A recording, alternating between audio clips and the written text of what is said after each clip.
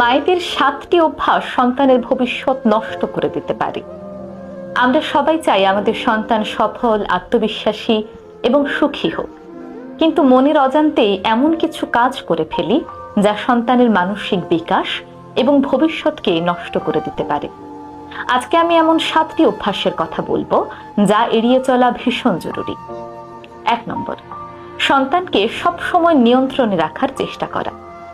অনেক মায়েরা মনে করেন সন্তানকে সবসময় নিয়ন্ত্রণে রাখা, নিজের মতো করে চালানোই সঠিক সিদ্ধান্ত।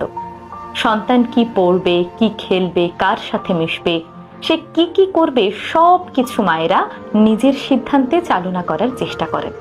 মনে করেন এটাই সম্ভবত সন্তানের জন্য মঙ্গল বয়ে আনবে, কিন্তু এটি একটি ভুল ধারণা। এমনভাবে সন্তানকে চালালে আপনার সন্তান আত্মবিশ্বাস হারিয়ে ফেলবে। এতে করে সন্তান নিজের চিন্তা ভাবনা এবং নিজের মতো করে